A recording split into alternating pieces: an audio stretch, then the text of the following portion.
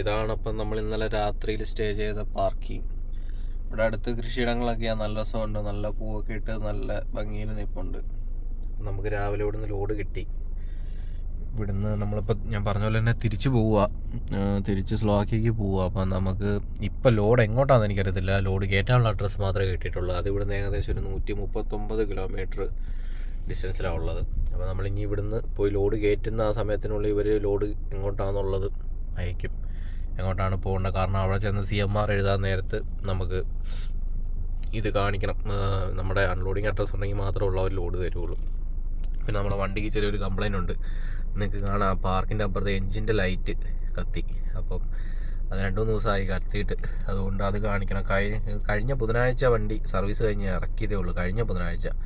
അപ്പോൾ ഇത്ര പെട്ടെന്ന്, അത് മാത്രമല്ല ഓയിൽ കത്തുന്നത് ഭയങ്കര സ്പീഡിലായി. അപ്പോൾ നിങ്ങൾക്ക് ഇതിൻ്റെ അകത്ത് നോക്കിയാൽ ഓയിൽ ലെവൽ ഞാൻ കാണിച്ചു തരാം. ഇതുണ്ടോ, കഴിഞ്ഞ ബുധനാഴ്ച സർവീസ് ചെയ്ത വണ്ടിയാണ്. അന്ന് മാക്സിമത്തേലായിരുന്നു ഓയിലുണ്ടായിരുന്നത്.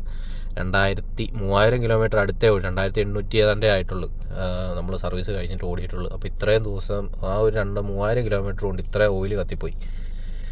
അതുകൊണ്ട് നമുക്ക് ഇത് കൊണ്ട് കാണിക്കാതിരിക്കാനും പറ്റത്തില്ല. കാരണം നമുക്ക് ഒത്തിരി നേരം നിർത്താതെ ഓടുന്ന വണ്ടിയല്ല. അപ്പോൾ നമുക്കിത് കാണിച്ചേ പറ്റുള്ളൂ. കാരണം ഇനി അടുത്ത സർവീസ് 57,000-56,000 കിലോമീറ്റർ കഴിഞ്ഞിട്ടുള്ളൂ. അപ്പോൾ ഇതായിരുന്നു പാർക്കിങ്. വലിയ പാർക്കിംഗ് ആയിരുന്നു. രാത്രി നല്ല ഒത്തിരി വണ്ടിയും കാര്യങ്ങളൊക്കെ ഉണ്ടായിരുന്നു.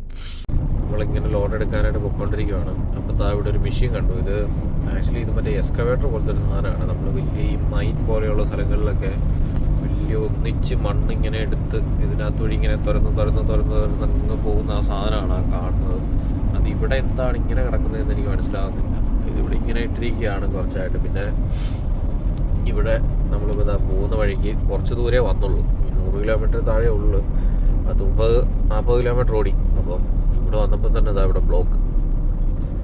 ഇനി നല്ലൊരു ദൂരത്തേക്ക് ബ്ലോക്ക് കാണിക്കുന്നുണ്ട്. ഇവിടെ ഇപ്പം കുറച്ചൊരു ദൂരത്തേക്ക് അങ്ങോരെ വണ്ടിയും കിടപ്പുണ്ട്. അപ്പോൾ കുറച്ചിങ്ങനെ ദൂരത്തോട്ട് ബ്ലോക്ക് പോകാനായിട്ടാണ് സാധ്യത.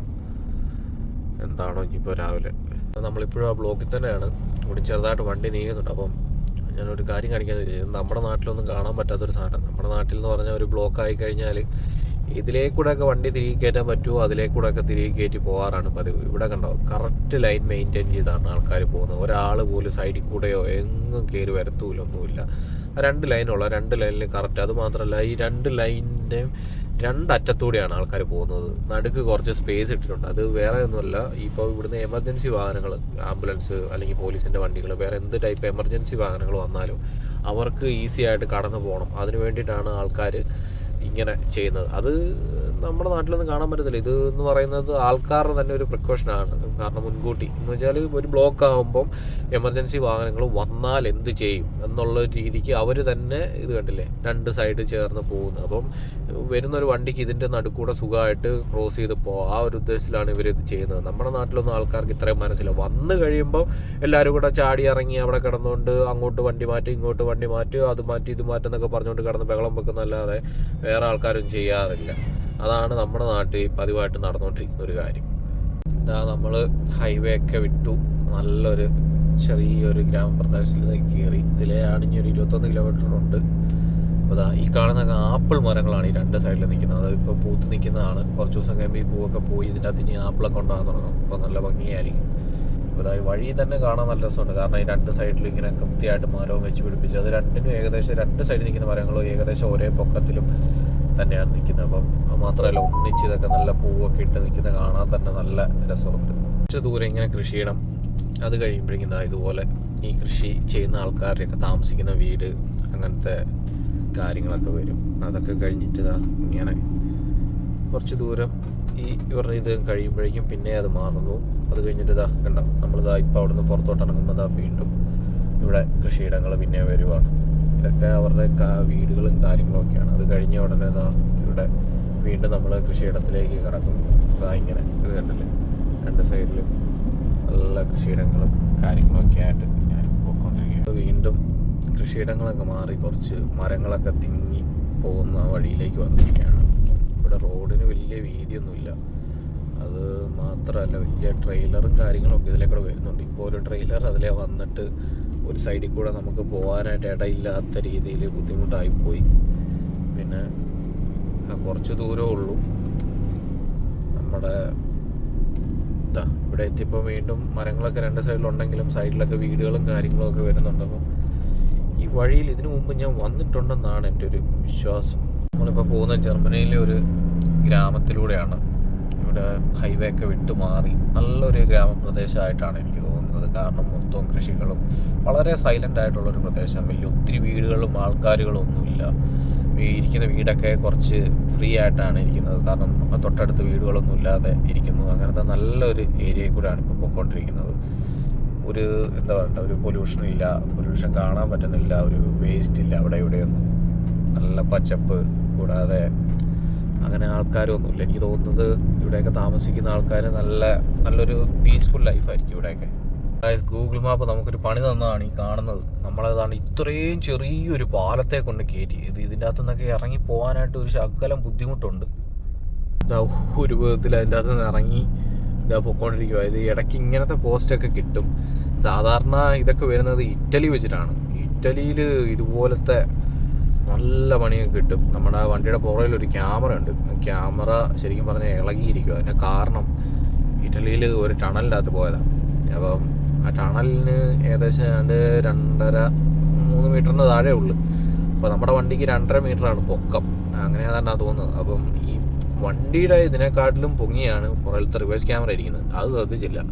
ഈ ടണലിൻ്റെ അകത്തോട്ട് കയറിയപ്പോഴേക്ക് ഇതിൻ്റെ മേളിൽ ഇടിച്ചിട്ട് അവസാനം ഇത് എന്താ പറയണ്ടേ, ഇത് ഇളകിയിരിക്കുക. ഇളകി ഇങ്ങനെ ഒരു സൈഡിലോട്ട് തൂങ്ങിക്കുക. അതിൻ്റെ ഒരു സ്ക്രൂയിലാണ് നിൽക്കുന്നത്. അപ്പം അത് ഷോറൂമിൽ കൊണ്ട് കാണിച്ചപ്പോൾ അവർ പറഞ്ഞു അത് കുറച്ച് ദിവസം എടുക്കും, ഒരാഴ്ച മേളിലൊക്കെ വേണം അവർക്ക് എന്ന് പറഞ്ഞു. അപ്പോൾ ഏതായാലും നമ്മൾ വണ്ടി കംപ്ലൈൻ്റ് ആയി. അപ്പം ഷോറൂമിൽ പോകും, സർവീസിനായിട്ട് പോകും. ആ സമയത്തിന് അവരത് കൂടെ ഫിറ്റ് ചെയ്ത് തരും. നമ്മുടെ വണ്ടിയിൽ ലോഡ് കയറ്റി. അപ്പം നമ്മൾ ആദ്യമേ ലോഡ് കയറ്റിയിട്ട് കെട്ടണം. ഇത് കെട്ടിയാൽ മാത്രമേ ഉള്ളൂ ഇവർ വന്ന് അതിൻ്റെ ഫോട്ടോ എടുത്തിട്ട് ബാക്കി ഇതിൻ്റെ പേപ്പറൊക്കെ നമുക്ക് തരുള്ളൂ. CMRും ബാക്കി കാര്യങ്ങൾ തരണമെന്നുണ്ടെങ്കിൽ നമ്മൾ ഈ സ്റ്റാഫ് ചെയ്തിട്ട് ഇവർ വന്നതിൻ്റെ ഫോട്ടോ എടുത്ത് അവർക്ക് ബോധ്യപ്പെട്ടാൽ മാത്രമേ ഉള്ളൂ അവർ നമുക്ക് ഡോക്യുമെൻറ്റ്സ് തരുള്ളൂ.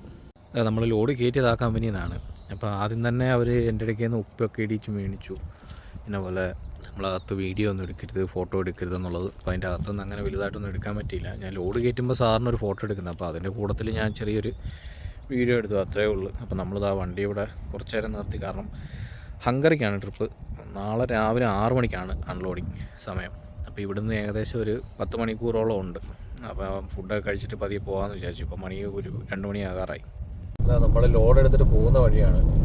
അപ്പോൾ ഏകദേശം നമ്മൾ ചെക്ക് ബോർഡറിലാണ് ഉള്ളത്. അപ്പോൾ എനിക്ക് തോന്നുന്നത് ഇനി ഹൈവേ ഒന്നും കയറത്തില്ല, ഇതുപോലെയുള്ള റോഡിൽ കൂടെ തന്നെ നമ്മൾ ചെക്കിലെത്തുമെന്നാണ് എനിക്ക് തോന്നുന്നത്. അപ്പം കാണാനൊക്കെ നല്ല ഭംഗിയുണ്ട് സ്ഥലങ്ങൾ. കാരണം വേറെ വലിയ വലിയ ബിൽഡിങ്സും കാര്യങ്ങളും ഒന്നുമില്ല. ഫുള്ള് വില്ലേജ്, ഗ്രാമപ്രദേശങ്ങൾ, നല്ല പച്ചപ്പ് വിരിച്ച പരവതാനി എന്നൊക്കെ പറയുന്ന പോലത്തെ സ്ഥലങ്ങളാണ് മൊത്തം കാണാനായിട്ട്. ഇത് ഭംഗിയാണെന്ന് ശരിക്കും ഈ ഫോണിൻ്റെ അകത്തൂടെ കാണുന്ന പോലെയല്ല. നമ്മുടെ കണ്ണിന് നമ്മൾ കണ്ട് എടുക്കുന്ന ഒരു ഭംഗി നമുക്ക് ഈ ഫോണിൻ്റെ അകത്ത് വഴി കിട്ടത്തില്ല. അത് വലിയൊരു വ്യത്യാസം തന്നെയാണ്. കാരണം ഇത് ഞാനത് നിങ്ങൾക്ക് പറഞ്ഞറിയിക്കാൻ പറ്റത്തില്ല ഇവിടെ കാണാനായിട്ട് എന്തുമാത്രം ഭംഗിയാണെന്നുള്ളത്. കാരണം ഒന്നാമത്തെ കാര്യം ഇതിൻ്റെ ഒരു രീതി, ഇവരാ കൃഷി ചെയ്യുന്ന രീതി ഒരു എന്താ പറയണ്ടേ, കറക്റ്റ് ഒരളവിൽ ഇത് ചെയ്തു. അതിൻ്റെ അകത്ത് ഇവർ ചുമ്മാ ഇതിലേക്കൊന്നും ഇവർ മറ്റേ വണ്ടി ഓടിക്കത്തില്ല. അതിനൊരു ട്രാക്ക് പോലെ ഇട്ടിട്ട് ആ ട്രാക്കിൻ്റെ അകത്ത് വഴി മാത്രമേ ഇവർ ഇതിൻ്റെ അകത്ത് ഇതൊക്കെ എടുക്കുകയുള്ളൂ. മറ്റേ ഈ മരുന്നടിക്കാനും വളമിടാനും ഒക്കെ ഉള്ള വണ്ടികൾ പോകുന്നത് ഇവരിതിൻ്റെ അകത്ത് വഴി ഒരു ലൈൻ പോലെ ഇട്ടിട്ടുണ്ട്. ആ ലൈൻ്റെ അകത്ത് വഴി മാത്രമേ ഇവർ ആ വണ്ടികൾ കയറ്റി വിടുന്നുള്ളൂ. അല്ലാതെ ഇവർ ഇതിലൊന്നും ഓടിക്കാതൊന്നുമില്ല. ഇത് കയറിയതാണ് പെന്നി എന്നാണ് അതിൻ്റെ പേര്. അപ്പോൾ ഞാനിവിടെ കയറിയപ്പം ഒരു 2 എനർജി ഡ്രിങ്ക് മേടിച്ചു, ഒരു മോൺസ്റ്ററും ഒരു റെഡ് ബുള്ളും. കാരണം നമ്മളിങ്ങനെ പോകുമ്പം കുറേ നേരം ഇങ്ങനെ വണ്ടിയിലിരുന്ന് കഴിയുമ്പോൾ നമുക്ക് തന്നെ ഒരു മടുപ്പടിക്കും. അപ്പം ഇടയ്ക്ക് കുടിക്കാനായിട്ട് അങ്ങനെ ഒരു ഇത് കരുതി വാങ്ങിച്ചതാണ്. നമ്മുടെ വണ്ടിയുടെ കിടക്കുന്നത് ഇങ്ങനെയാണ് പാർക്ക് ചെയ്തിരിക്കുന്നത്. ഞാൻ നേരത്തെ പറഞ്ഞ പോലെ നമ്മളിതാ ഒരു കാടിൻ്റെ അകത്തൂടെയാണ് പോകുന്നത്. അപ്പം ഇതിലേ കൂടെയാണ് നമ്മൾ ശകലം 1 കിലോമീറ്റർ പോയി കഴിഞ്ഞാൽ നമ്മൾ ചെക്ക് ബോർഡർ കയറുവാണ്. അപ്പോൾ നമ്മൾ ഈ പറഞ്ഞ പോലെ തന്നെ മെയിൻ റോഡൊന്നും പോയില്ല. അകത്തൂടെ ഈ കാണുന്ന അത്രയും വീതിയുള്ളൊരു വഴി കൂടെ തന്നെയാണ് ഇത്രയും ദൂരം, ഒരു 10-30 കിലോമീറ്ററോളം സഞ്ചരിച്ചു ഇവിടെ വന്നു. താണ്ട് ഇപ്പോൾ ഈ സെയിം റോഡിൽ കൂടെ തന്നെ ചെക്ക് ബോർഡർ കയറുവാണ്. എനിക്ക് തോന്നുന്നു അവിടെ വലിയ ചെക്കിങ് കാര്യങ്ങളൊന്നും കാണത്തില്ല. കാരണം ഫുള്ള് ഫോറസ്റ്റ് ഏരിയ പോലത്തെ സ്ഥലങ്ങളാണ്. ഇവിടെ ജനവാസമൊക്കെ വളരെ തീരെ കുറവാണ്. ആൾക്കാരൊക്കെ വളരെ കുറച്ച് ആൾക്കാരെ കണ്ടുള്ളൂ. പിന്നെ കുറേ ദൂരം ഈ കൃഷി സ്ഥലം അല്ലെങ്കിൽ ഇതുപോലത്തെ കാട് പോലെയുള്ള സ്ഥലങ്ങളിലും കൂടെ സഞ്ചരിച്ച് കഴിയുമ്പോഴേക്കും ഒരു 4-5 വീട് അതാണ് കണ്ടുകൊണ്ടിരിക്കുന്നത്. അതുകൊണ്ട് ഇപ്പോൾ നമ്മൾ ഏകദേശം ബോർഡറിലെത്തി. നമ്മളിതാ ബോർഡർ കടക്കാൻ പോകുന്നു. ഇത് കഴിഞ്ഞാൽ ഈ കാണുന്നത് ഓക്കെ നമ്മളെത്തിയിരിക്കുന്നു. ഈ കാണുന്ന പാലം, ഈ പാലത്തിൻ്റെ അപ്പുറത്തോട്ട് ചെക്കാണ്. ഇവിടെ ഒരു പാലമുണ്ട്. ഈ പാലം തന്നെ. ഈ പാലത്തിൻ്റെ അപ്പുറത്ത് ഇനി തൊട്ട് ചെക്കാണ്. അപ്പോൾ ജർമ്മനി ഇവിടെ കൊണ്ട് അവസാനിച്ചു. അപ്പോൾ ഇനി നമ്മൾ ചെക്കിലേക്ക് കയറി. അപ്പോൾ ഇനി നമ്മൾ ചെക്കിലൂടെയാണ് നമ്മുടെ യാത്ര ഇനി. കാരണം ചെക്ക് ഫുള്ള് ക്രോസ് ചെയ്യണം. ചെക്കിൻ്റെ നേരെ സെൻറ്റർ വഴി നേരെ ഒരു വരയിട്ട അങ്ങനെ ക്രോസ് ചെയ്താണ് നമ്മൾ നേരെ ഇവിടെ കടന്നു പോകാൻ പോകുന്നത്. അപ്പോൾ നമ്മൾ ഫുള്ള് ഒരു മലയിൽ നിന്ന് താഴോട്ടിറങ്ങി. നമ്മൾ വലിയൊരു മലയുടെ മുകളിലായിരുന്നു. നമ്മൾ ആ മലയിൽ നിന്ന് താഴോട്ട് ഇറങ്ങിക്കൊണ്ടിരിക്കുക.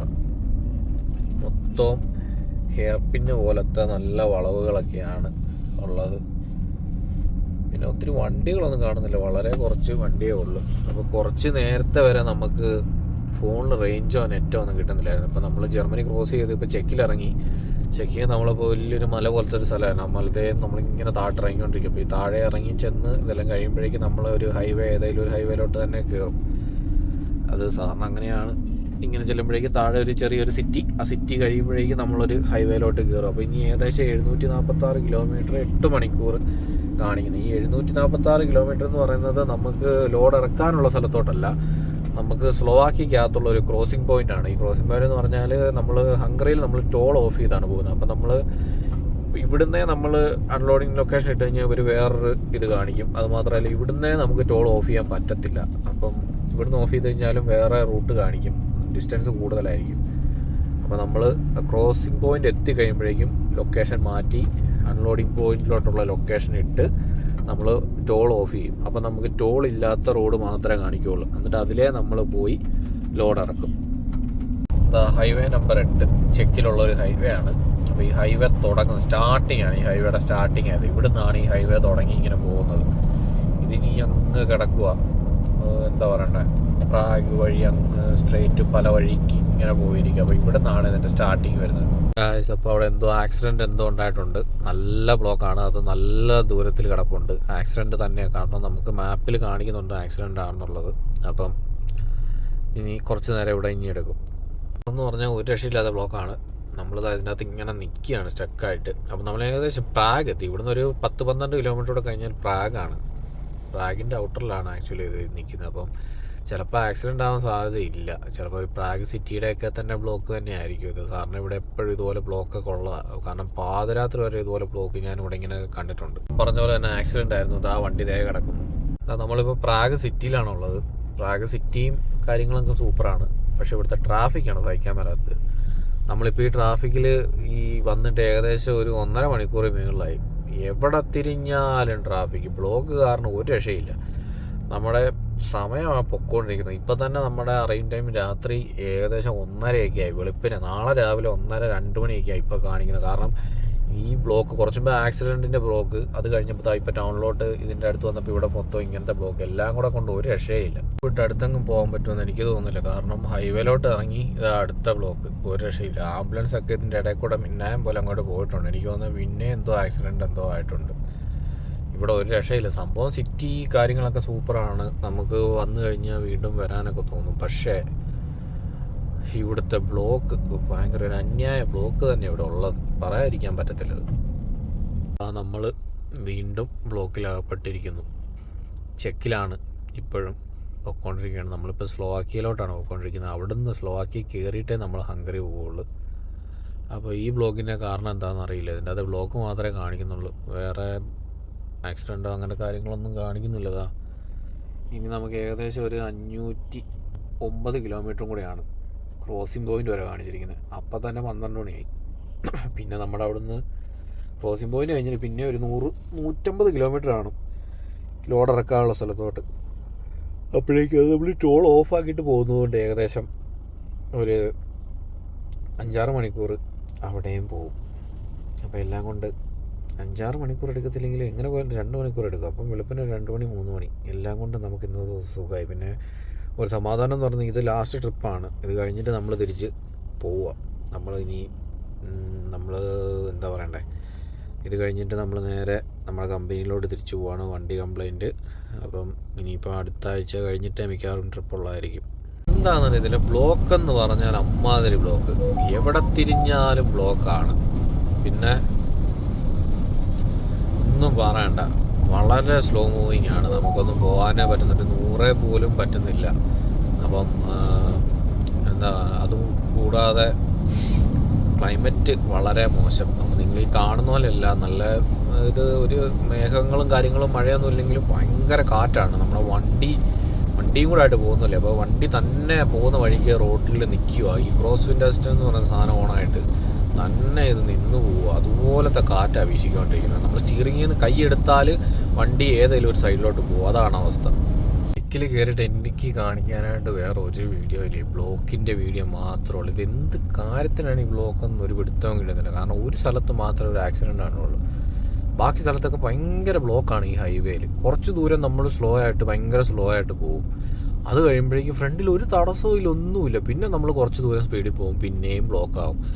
ഇത് തന്നെ അവസ്ഥ. എന്ത് കാര്യത്തിനാണെന്ന് ഒരു പിടുത്തവും കിട്ടുന്നില്ല. ഇതിപ്പം നമ്മുടെ പോകാനായിട്ടുള്ള സമയം വളരെ പൊക്കോണ്ടിരിക്കുക. നമ്മുടെ സമയം എന്തുമാത്രം സമയം പോയെന്നറിയും ഇപ്പോൾ ഈ ബ്ലോക്ക് കാരണം. ഇതാണ് ഇവിടുത്തെ അവസ്ഥ. പെട്ടെന്ന് വണ്ടി അങ്ങോട്ട് മൂവ് ആയി കഴിഞ്ഞപ്പോൾ വണ്ടിയൊക്കെ നല്ല സ്പീഡിൽ പോകുന്നുണ്ട്. എന്താ സംഭവം എന്ന് ഒരു പിടുത്തവും ഇല്ല. പക്ഷെ എല്ലായിടത്തും ബ്ലോക്കാണ്. എന്തിനാണെന്ന് ഒരു പിടുത്തവും കിട്ടുന്നില്ല, ഒന്നുമില്ല. എല്ലായിടത്തും ബ്ലോക്കുണ്ട്. ഇപ്പോൾ ഇവിടെ പതിവില്ലാതാണ്ട റോഡിലൊക്കെ നമുക്ക് മറ്റേ കിലോമീറ്ററിൻ്റെ ഇതൊക്കെ വന്നിട്ടുണ്ട്. ഇവിടെ 100 പോകാനുള്ളതൊക്കെ. എനിക്ക് തോന്നുന്നത് ഒത്തിരി വണ്ടികളിങ്ങനെ അടുത്തടുത്ത് കിടക്കുന്നുണ്ട്. ആക്സിഡൻറ്റിൻ്റെ ചാൻസ് കൂടിയേ വരുമോ. കാരണം വെച്ചാൽ പെട്ടെന്ന് സഡൻ ബ്രേക്ക് വരുമ്പോഴേക്കും ചില വണ്ടികളൊന്നും നിൽക്കത്തില്ല, പെട്ടെന്ന് ആക്സിഡൻ്റ് ആവാനുള്ള സാധ്യതയുണ്ട്. അതുകൊണ്ടായിരിക്കും. വീണ്ടും നമ്മളൊരു 2 മിനിറ്റ് ഓടി ഇതാ വീണ്ടും നിന്നു. ഇത് തന്നെയാണ് ഇവിടുത്തെ അവസ്ഥ. എന്താ സംഭവം എന്ന് ഒരു പിടുത്തവും കിട്ടുന്നില്ല. ഇപ്പോൾ പറഞ്ഞ പോലെ തന്നെ പെട്ടെന്ന് വണ്ടി നീങ്ങാൻ തുടങ്ങി. നീങ്ങുമ്പോൾ നല്ല സ്പീഡിലങ്ങ് പോകുന്നു. ഇത്രയും നേരം ഒന്ന് അനങ്ങ് പോലും ചെയ്യാതെ നിന്നോണ്ടിരുന്നത് അതാ പിന്നെയും പോകുന്നു. ഇത് തന്നെയാണ് അവസ്ഥ. കുറേ നേരമായിട്ട് നമ്മളിപ്പോൾ ഒരു 100 കിലോമീറ്റർ പോകുന്നെങ്കിൽ ആ 100 കിലോമീറ്റർ ഈ ഹൈവേ കൂടെ വരാണ്ട് ഒരു 2 മണിക്കൂർ മേളിൽ ഇപ്പോൾ എടുത്ത്. അതാണ് ഇപ്പോൾ ഇവിടുത്തെ അവസ്ഥ. ഇപ്പോൾ ചെക്കിലാണുള്ളത്. നമ്മളിവിടെ ഡീസൽ അടിക്കാനായിട്ട് കയറിയതാണ്.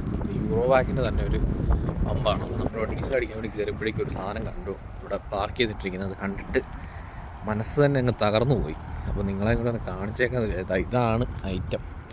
ഇത് കണ്ടല്ലോ, ഇതിവിടെ ഉപേക്ഷിക്കപ്പെട്ട നിലയിൽ ഇത് കിടക്കുകയാണ്. കാരണം ഇത് 100% ഉറപ്പാണ് ഇത് ഉപേക്ഷിക്കപ്പെട്ട നിലയിൽ കിടക്കുക എന്നുള്ളത്. കാരണം ഇതിൻ്റെ വീലിൻ്റെ ഡിസ്കൊക്കെ കണ്ടാലറിയാം, കണ്ട തുരുമ്പെടുത്ത് കിടക്കും. അപ്പോൾ അതിന് ഇത് ഓടിയിട്ട് കുറേ നാളായി. പിന്നെ ഈ കാടിൻ്റെ അകത്ത് ഇതിങ്ങനെ ഇങ്ങനെ ഇട്ടിരിക്കുന്ന കണ്ടപ്പോഴേ എനിക്ക് തോന്നി ഇതിങ്ങനെ ഇവിടെ ഉപേക്ഷിക്കപ്പെട്ട നിലയിൽ തന്നെ കിടക്കുകയാണ്. ഇതിൻ്റെ കളർ കണ്ടാൽ തുരുമ്പെടുത്ത് കിടക്കുകയാണെന്ന് തോന്നുമെങ്കിലും ഇതിൻ്റെ പെയിൻറ്റ് തന്നെയാണ്. ഇതിങ്ങനെ പെയിൻറ്റ് ഇങ്ങനെ തന്നെയാണ് ഇവർ ചെയ്തിരിക്കുന്നത്. പക്ഷേ വണ്ടി നല്ല മസ്താങ്ങാണ്, ഫോർഡിൻ്റെ മസ്താങ്.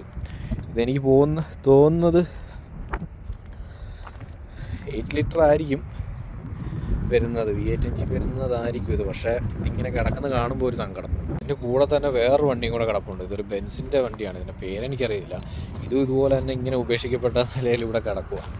അപ്പം ഇത് എങ്ങനെയാണ് ഇതിൻ്റെ കാര്യങ്ങൾ, ആരാണ് ഇതിൻ്റെ ഉടമസ്ഥ? ഇതിന് പക്ഷേ നിങ്ങൾക്ക് നോക്കിയാൽ കാണാം, ഇവിടുത്തെ ഒരു യൂറോപ്യൻ പ്ലേറ്റ് അല്ല, ഇതിനൊരു അമേരിക്കൻ പ്ലേറ്റാണ് ഇതിന് കൊടുത്തിരിക്കുന്നത്. അപ്പോൾ ഇതിന് SL600 എന്നാണ് ഇതിന് കൊടുത്തിരിക്കുന്ന പേര്. ഇതും എഴുതിയിരിക്കുന്നത് V12 എഞ്ചിൻ എന്നാണ് എഴുതിയിരിക്കുന്നത്. നോക്കിയാൽ നിങ്ങൾക്ക് കാണാം. 2 വണ്ടിയാണ് കിടക്കുന്നത് ഇങ്ങനെ. നമ്മുടെ ഓപ്പോസിറ്റ് ട്രാക്കിൽ നമ്മൾ കുറച്ചുകൂടെ കണ്ടതിനെക്കാട്ടിലും വലിയ ബ്ലോക്കാണ്. അപ്പോൾ അതിൻ്റെ കാരണം വേറൊന്നുമല്ല, അപ്പുറത്തൊരു നല്ലൊരു ആക്സിഡൻറ്റ് നടന്നിട്ടുണ്ട് ഓപ്പോസിറ്റ് ട്രാക്കിൽ. ഞാനത് കണ്ടു. നമ്മൾ പെട്ടെന്ന് ക്രോസ് ചെയ്ത് പോയതുകൊണ്ട് നമുക്ക് വീഡിയോ എടുക്കാൻ പറ്റത്തില്ല. കാരണം വെച്ചാൽ പെട്ടെന്ന് ക്രോസ് ചെയ്യില്ല. പക്ഷേ ഞാനത് ശരിക്കും കണ്ടു. കുറച്ച് നല്ലൊരു ആക്സിഡൻ്റാണ്. ഒരു ട്രക്ക്, ഒരു വണ്ടി വേറൊരു വണ്ടിയുടെ, ഒരു വാൻ വേറൊരു വാൻ്റെ പുറകിൽ പോയി ഇടിച്ചു. അതിൻ്റെ പുറകിൽ വേറൊരു ട്രക്ക് വന്നിടിച്ചു. വാനിൻ്റെ കാര്യം ഇച്ചിരി കഷ്ടമാണ്, ഇടിച്ച വാൻ. കാരണം നല്ല നീളത്തിലുള്ളൊരു വാൻ ഇപ്പോൾ പകുതിയേ ഉള്ളൂ, ഫ്രണ്ടൊന്നും ഇല്ല വാൻ്റെ. ഈ ഡ്രൈവറുടെ കാര്യം എന്തായെന്ന് അറിയത്തില്ല, നമുക്കതൊന്നും അറിയാൻ പറ്റത്തില്ല. അപ്പം നല്ലൊരു ആക്സിഡൻറ്റ് തന്നെയാണ്. അപ്പം അതിലെ വണ്ടി ഇപ്പോൾ ഇപ്പോഴൊന്നും കടന്നു പോകത്തില്ല. കാരണം ആ ട്രക്കിൻ്റെ പുറകിലത്തെ ട്രെയിലർ തെന്നി മാറി അത് വഴി കിടക്കുക. അപ്പോൾ അതൊക്കെ മാറ്റുന്നതേ ഉള്ളൂ.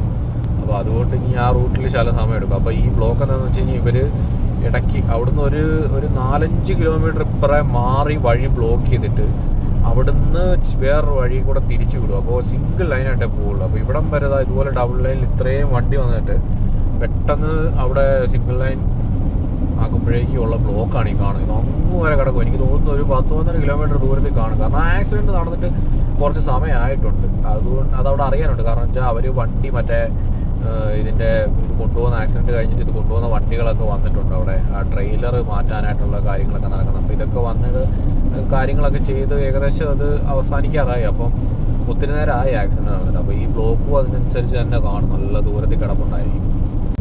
അപ്പോൾ അതാ നമ്മൾ സ്ലോവാക്കിയ എത്തുന്നു. സ്ലോവാക്കിയ അതാണ്ട് ജസ്റ്റ് ഇവിടെ ഒരു പാലമുണ്ട്. ആ പാലം ക്രോസ് ചെയ്ത് കഴിഞ്ഞാൽ നമ്മളിതാ സ്ലോവാക്യൻ ബോർഡർ കയറിയിരിക്കുന്നു. ഇത്രയും ഫ്രണ്ട്ലി ആയിട്ടുള്ളൊരു ബോർഡർ അല്ലെങ്കിൽ ഒരു കൺട്രി ബോർഡർ നമുക്ക് വേറെ എവിടെയും കാണാൻ പറ്റില്ല. അതാണ് ഇതിൻ്റെ ഒരു പ്രത്യേകത. കാരണം എന്തിലേക്കൂടെ ആയിക്കോട്ടെ, നമ്മൾ ചെക്കിൽ നിന്ന് വരുന്നിടത്തായിക്കോട്ടെ, ഓസ്ട്രിയ ആയിക്കോട്ടെ, പോളണ്ട് ആയിക്കോട്ടെ, ഹംഗറി ആയിക്കോട്ടെ, അല്ലെ യുക്രൈൻ ആയിക്കോട്ടെ, എവിടുന്ന് വന്നാലും ബോർഡർ കൺട്രോളിൽ ഒരു മനുഷ്യനും കാണത്തില്ല. ഒരു പോലീസുകാരനോ ആരുമില്ല. നിങ്ങൾക്ക് നല്ല സുഖമായിട്ട് നമുക്ക് സ്ലോവാക്യൻ ബോർഡർ ക്രോസ് ചെയ്ത് പോകാം. ആരും ഇവിടെ ചോദിക്കാനും ഇല്ല, പറയാനും ഇല്ല, ഒന്നുമില്ല. അതാണ് സ്ലോവാക്യൻ ബോർഡറിൻ്റെ ഒരു പ്രത്യേകത. ഇവിടുത്തെ എനിക്ക് ഇപ്പോഴും മനസ്സിലായിട്ടില്ല. കാരണം അത്യാവശ്യം ഒരു നല്ലൊരു കൺട്രിയാണ് സ്ലോവാക്യ. പിന്നെ എന്തുകൊണ്ടാണ് ഇവർ ഈ ബോർഡർ കൺട്രോളൊന്നും ഇത്ര ഇതായിട്ട് നോക്കാത്തതെന്ന് മനസ്സിലായിട്ടില്ല. കാരണം ഒരു തരത്തിലുള്ള ചെക്കിങ് ഇപ്പം നമ്മൾ ചെക്ക് ക്രോസ് ചെയ്ത് പോകുന്നു. ഈ സെയിം സ്ഥലത്ത് ഓപ്പോസിറ്റ് സൈഡിൽ ചെക്ക് ബോർഡർ ക്രോസ് ചെയ്തുകൊണ്ട് അവിടുത്തെ ബോർഡർ കൺട്രോളിലെ ചെക്കിങ് കാര്യങ്ങളും ഉണ്ട്, എല്ലാം വരുന്നുണ്ട്. ഇവിടെ നമ്മളിതായി വരുമ്പോഴേക്കും ഈ കാണുന്നതൊക്കെ ഇവർ ഈ ബോർഡറിൽ കുറേ സാധനങ്ങളൊക്കെ ഇതുപോലെ പണിതിട്ടും ഇതുപോലെ കുറേ സ്ഥലത്തൊക്കെ കിടപ്പുണ്ട്. നമ്മൾ വിയന്ന എന്ന് വരുന്നിടത്ത് അവിടെയുണ്ട്, നമ്മൾ ഓസ്ട്രിയ കയറി വരുന്നിടത്തുണ്ട്, അങ്ങനെ കുറേ സ്ഥലത്തൊക്കെ ഉണ്ട്. പക്ഷേ ഇവരിത് എന്തിനാണ് ഇതൊക്കെ പണിതിട്ടിരിക്കുന്നതെന്ന് അറിയത്തില്ല. കാരണം ഒരു മനുഷ്യനെ ഇവിടെ കാണാനില്ല. അത് ഒരിക്കലും കാണത്തുമില്ല ഇവരാരും. ഞാനിത് ആദ്യത്തെ പ്രാവശ്യം അല്ല ഇതിങ്ങനെ ക്രോസ് ചെയ്ത് പോകുന്നത്. അപ്പോൾ ഞാൻ പല പ്രാവശ്യം ഞാനിത് ശ്രദ്ധിച്ചിട്ടുണ്ട്. നമുക്ക് ഇവരാരുമില്ല ഇവിടെ. ഒരു പ്രാവശ്യം മാത്രം ഞാൻ വന്നപ്പോഴേക്കും ഇവർ വണ്ടി നിർത്തിച്ച് ഈ വണ്ടിയുടെ വീല് മൊത്തം സാനിറ്റൈസ് ചെയ്ത്, അത് ഓസ്ട്രിയയിൽ നിന്ന് വരുന്ന വഴിക്ക് വണ്ടിയുടെ 2 സൈഡിലും ഇങ്ങനെ മറ്റേ PPE കിറ്റൊക്കെ ഇട്ട ആൾക്കാരിരുന്നിട്ട് അവർ ഈ നമ്മുടെ വണ്ടിയുടെ 4 വീലും അവർ സാനിറ്റൈസ് ചെയ്തു. അതെന്താ സംഭവം എന്ന് എനിക്ക് പിടിയിട്ടില്ലായിരുന്നു. അത് പിന്നെ എന്താണെന്ന് അതങ്ങ് വിട്ടു. പിന്നെ ഞാൻ നോക്കിയില്ല. പക്ഷേ ഈ ബോർഡറിൽ ഒരു ചെക്കിങ്ങോ ഒരു കാര്യങ്ങളോ ഒന്നുമില്ല. ഇവർ നമുക്ക് സുഖമായിട്ട് പുറത്തുനിന്ന് വരുന്ന ഒരാൾക്ക് കയറിപ്പോൾ എനിക്ക് തോന്നുന്നു ഇതിലും ചെക്കിങ് ഉണ്ടായിരിക്കും വേറെ പല ചെറിയ ചെറിയ കൺട്രികളിൽ പോലും. നമ്മളങ്ങനെ ബ്രാറ്റിസ്ലാവ എത്തിയിരിക്കുന്നു. നമ്മളിപ്പം ബ്രാറ്റിസ്ലാവ മെയിൻ സിറ്റിയിലാണുള്ളത്. അപ്പം ഇതിലേക്കൂടെയാണ് പൊക്കോണ്ടിരിക്കുന്നത്. ഏകദേശം വെളുപ്പിന് ഒരു 2 മണി 3 മണിയൊക്കെ ആവും നമ്മൾ ലോഡ് ഇറക്കുമ്പോഴെന്നാണ് എനിക്ക് തോന്നുന്നത്. കാരണം ഇനിയും ഒരു 400-450 കിലോമീറ്റർ ഉണ്ട് ഹംഗറി വരെ പോകാനായിട്ട്. ലോഡ് ഇറക്കാൻ പോകുന്ന സിറ്റിയുടെ പേര് ഞാൻ മറന്നുപോയി. അപ്പോൾ ഇനി ഞാൻ നോക്കിയിട്ട് പറയാം. അടുത്ത വീഡിയോയുടെ ഏതെങ്കിലും ഒരു ഭാഗത്ത് ഞാൻ ആ ലോഡ് ഇറക്കാൻ പോകുന്ന സിറ്റി ഏതാണെന്ന് പറയാം. അപ്പോൾ നമ്മൾ വെളുപ്പിനാണെങ്കിൽ ലോഡ് ഇറക്കിയിട്ട് തിരിച്ച് നമ്മൾ നേരെ കമ്പനിയിലോട്ട് പോകും. അപ്പോൾ ഈ കമ്പനിയിലെ ആൾക്കാർ എന്നെ വിളിച്ചിരുന്നു. ലോഡ് ഇറക്കുന്ന സ്ഥലത്ത് അവർ ചോദിച്ചിരുന്നു എപ്പോഴത്തേക്ക് എത്തും, അവരവിടെ വെയിറ്റ് ചെയ്യുന്നുണ്ട്, എന്തെങ്കിലും കാര്യമുണ്ടെങ്കിൽ അവരെ തന്നെ വിളിച്ചാൽ മതി. അപ്പോൾ അത് ഉച്ചയ്ക്ക് ഞാനവിടെ നിന്ന് പോന്നപ്പോഴായിരുന്നു. അത് കഴിഞ്ഞിട്ട് ഇപ്പം കുറച്ച് മുമ്പേ എനിക്ക് മെസ്സേജ് ഇട്ടു, പോലെ ഇവിടം വരെ ആയി, ഏകദേശം എത്ര മണിയാകുമ്പോൾ എത്തും, അവർക്ക് അവിടെ ആളെ റെഡിയാക്കി നിർത്താനാന്നൊക്കെ പറഞ്ഞിട്ടുണ്ട്. ഞാനപ്പോൾ പറഞ്ഞു പിന്നെ ഒരു 3 മണിയൊക്കെയാണ് സമയം കാണിക്കുന്നത്. പക്ഷേ അത് അങ്ങോട്ടും ഇങ്ങോട്ടും മാറാൻ സാധ്യതയുണ്ട്, ഞാൻ ചിലപ്പോൾ താമസിക്കുമെന്ന് ഞാൻ പറഞ്ഞു. ആ സൈഡിൽ കാണുന്നതാണ് ബ്രാറ്റിസ്ലാവ മെയിൻ സിറ്റി വരുന്നത്. നമ്മളിതായിപ്പം സിറ്റിയൊക്കെ ക്രോസ് ചെയ്ത് പോകുന്നു. ഇതിലേപ്പം പൊക്കോണ്ടിരിക്കുക, ഇനി സമയമെടുക്കും. അപ്പം നമുക്ക് കുറച്ച് നേരമൊക്കെ വണ്ടി നിർത്തിയിട്ടിട്ടൊക്കെ കുറച്ച് മുമ്പെയാണ് എടുത്തത്. നമ്മൾ കുറച്ച് നേരം ഡീസലൊക്കെ അടിച്ചിട്ട് അവിടെ വണ്ടി നിർത്തിയിട്ടേക്കുമായിരുന്നു. പിന്നെ ഇപ്പോൾ എടുത്തു. ഇനിയിപ്പോൾ നേരെ അവിടെ വരെ ചെല്ലണമെന്നാണ് ആഗ്രഹം. ഇടയ്ക്ക് ഉറക്കം വരുവാണെങ്കിൽ കിടന്നുറങ്ങിയിട്ട് പിന്നെ രാവിലെയൊക്കെ പോകുള്ളൂ. അപ്പോൾ ഉറക്കം വന്നില്ലെന്നുണ്ടെങ്കിൽ അങ്ങ് പോകാമെന്നുള്ള ഉദ്ദേശിച്ചില്ല. കാരണം ഇനിയിപ്പോൾ നമ്മൾ നാളെ ഒന്നും പോകുന്നില്ല, നമ്മൾ നേരെ തിരിച്ച് പോവുക കമ്പനിയിലോട്ട്. നമ്മൾ തിരിച്ച് പോയിട്ട് ഞാൻ നേരെ റൂമിലോട്ടൊക്കെ തിരിച്ച് പോകുക. അതുകൊണ്ട് ഇനിയിപ്പോൾ നാളെ വേറെ ലോഡും കാര്യങ്ങളൊന്നും എടുക്കാനില്ല. പിന്നെ വണ്ടി ചിലപ്പോൾ ഉച്ചയാകുമ്പോൾ ചിലപ്പോൾ സർവീസിന് കൊണ്ടുപോയി ഇടുമെന്നേ ഉള്ളൂ. അപ്പോൾ നാളെ കഴിഞ്ഞൊക്കെ അവധി ആയതുകൊണ്ട് ഇനി അടുത്ത ആഴ്ച കിട്ടുകയുള്ളൂ. അപ്പോൾ ഇതാ നമ്മൾ ഇപ്പോഴും സ്ലോവാക്യക്കകത്ത് തന്നെയാണ്. സ്ലോവാക്യയിൽ നിന്നാണ് ഹംഗറി കയറുന്നത്. സ്ലോവാക്യയിൽ ഇനി ഏകദേശം ഒരു 120 കിലോമീറ്റർ ചെന്ന ഒരു ബോർഡറാവും. ആ ബോർഡറിൽ നിന്നാണ് ഹംഗറി കയറുന്നത്. അവിടുന്ന് മിഷ്ക്ലോക്ക് എന്നാണ് സ്ഥലത്തിൻ്റെ പേര്. മിഷ്ക്ലോക്ക് എന്നാണ് സ്ഥലത്തിന്. മിഷ്ക്ലോക്ക് അങ്ങോട്ടാണ് പോയിക്കൊണ്ടിരിക്കുന്നത്. അവിടെ ലോഡറൊക്കെ തിരിച്ച് റൂമിൽ പോവുക, അത്രയേ ഉള്ളൂ കാര്യം. പിന്നെ നമ്മളിപ്പം സ്ലോവാക്യയിലൂടെയാണ് പോയിക്കൊണ്ടിരിക്കുന്നത്. അപ്പം സ്ലോവാക്യ അങ്ങനെ വലിയ ഒരു കൺട്രിയാണെന്നൊന്നും പറയാൻ പറ്റത്തില്ല. കൺട്രി വലുതാണ്, പക്ഷേ അത്രയ്ക്ക് വലിയ സമ്പന്നതയൊന്നും ഇല്ല. ഇവിടുത്തെ മെയിൻ സിറ്റി എന്ന് പറയുന്നത് ബ്രാറ്റിസ്ലാവ തന്നെയാണ്. ബ്രാറ്റിസ്ലാവ കഴിഞ്ഞാൽ പിന്നെ അങ്ങനെ വലിയ സിറ്റീസ് എന്ന് പറയാനായിട്ടൊന്നുമില്ല. പിന്നെ മെയിൻ സിറ്റീസ് എന്ന് പറയാനായിട്ട് ബ്രാറ്റിസ്ലാവ കഴിഞ്ഞാൽ പിന്നെ ട്രണാവ, ഉത്ര, സിൽന, കൊഷിക്സെ അങ്ങനെയാണ് വരുന്നത്. ഇതിൽ കൊഷിക്സയാണ് ബ്രാറ്റിസ്ലാവ കഴിഞ്ഞാൽ സ്ലോവാക്യയിലെ തന്നെ ഏറ്റവും ലാർജസ്റ്റ് സിറ്റി. പിന്നെ എനിക്ക് തോന്നുന്നത് ട്രണാവയാണെന്ന് തോന്നുന്നു. അത് കഴിഞ്ഞ് സിൽന, ഉത്ര അങ്ങനെയൊക്കെ പോകും. പിന്നെ ഇവർക്ക് അത്ര വലിയ എന്താ പറയുക, ഇവിടെ എക്സ്പെൻസൊക്കെ വളരെ കുറവാണ്. ഇപ്പോൾ നമ്മൾ ജർമ്മനി, ഓസ്ട്രിയ ഒക്കെ വെച്ച് നോക്കുമ്പോൾ എക്സ്പെൻസ് വളരെ കുറവാണ്. സാധനങ്ങൾക്ക് ഗ്രോസറീസൊക്കെ ആണെങ്കിലും സാധനങ്ങളൊക്കെ മേടിക്കുന്നതിനൊക്കെ എല്ലാത്തിനും വളരെ കുറച്ച് എക്സ്പെൻസ് വരുള്ളൂ. പക്ഷേ ചില സാധനങ്ങൾക്കൊക്കെ നല്ല വില വരും. ഇപ്പം നമുക്ക് ഈ കോസ്മെറ്റിക്സ് ആയിട്ടുള്ള പ്രോഡക്റ്റ്സ് ഒക്കെ വരുമ്പോഴേക്കും അത്യാവശ്യം വിലയുണ്ട്. അല്ലെങ്കിൽ ചെറിയ ഈ ഓയിലുകൾ അല്ലെങ്കിൽ എന്തെങ്കിലുമൊക്കെ എന്താ പറയുക, ഇപ്പോൾ അതിന് ടൂണ, ഈ ടിൻഡ് ഫിഷൊക്കെ വരുന്നില്ല, അതിനൊക്കെ ചിലതിനൊക്കെ നല്ല റേറ്റ് വരുന്നുണ്ട്. അതായത് നമ്മളിതാ ഹംഗറി കയറാൻ പോവാണ്. സ്ലോവാക്യ ഹംഗറി ഒരു ബോർഡറാണ്. ഇവർക്ക് കുറേ ബോർഡറുണ്ട്. നമ്മൾ പോകുന്ന റൂട്ടിൽ ഒരു ബോർഡറാണ്. അപ്പോൾ എനിക്ക് തോന്നുന്നത് ഇവിടെ ചെക്കിങ് കാര്യങ്ങളും അവിടെ ഉണ്ടെന്ന് തോന്നുന്നു. കാരണം അവിടെ പോലീസ് വണ്ടിയൊക്കെ അവിടെ കിടപ്പുണ്ട്. ചിലപ്പം ചെക്കിങ് ഉണ്ടായിരിക്കും. നമ്മളങ്ങനെ ഹംഗറി ബോർഡർ കയറി.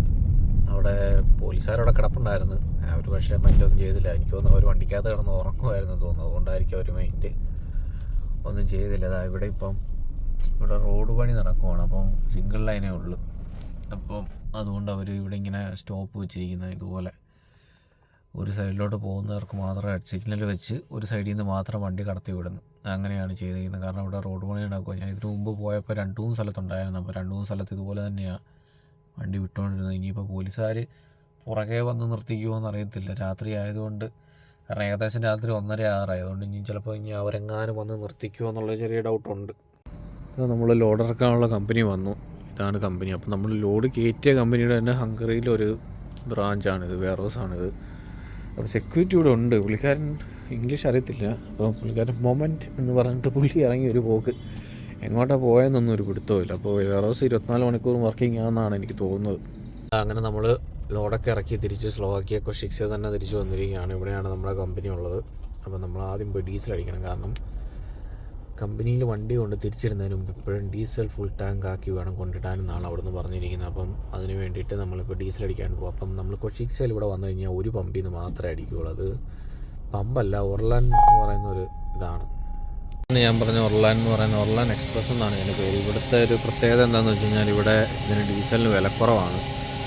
പിന്നെ ഇവിടെ ഈ മറ്റേ കൗണ്ടറും കാര്യങ്ങളൊന്നുമില്ല. നമ്മൾ തന്നെ സെൽഫായിട്ട് വന്ന് ഡീസൽ അടിച്ച് ആദ്യം പേയ്മെൻറ്റ് നടത്തിയാൽ മാത്രമേ ഉള്ളൂ നമുക്ക് ഇവിടെ ഡീസൽ അടിക്കാൻ പറ്റുള്ളൂ. അപ്പോൾ ആദ്യം നമ്മൾ പേയ്മെൻറ്റ് കൊടുക്കുമ്പോൾ നമുക്ക് ഇഷ്ടമുള്ള എമൗണ്ട് അടിച്ചു കൊടുക്കാം. അപ്പോൾ അതിൽ കൂടുതലായി കഴിഞ്ഞാൽ അവിടെ വെച്ച് സ്റ്റോപ്പ് ആവും. നമ്മൾ എത്ര അടിച്ചു കൊടുക്കുന്നോ അവർ അത്രയും രൂപയ്ക്ക് എന്ന് വെച്ചാൽ നമ്മളിപ്പോൾ 150 അടിക്കുവാണെന്നുണ്ടെങ്കിൽ എത്ര വരുന്നോ അവിടെ കൊണ്ട് അത് സ്റ്റോപ്പ് ആവും. അതിൽ കൂടുതൽ പൈസ എടുക്കത്തില്ല. അങ്ങനെയൊക്കെയാണ്.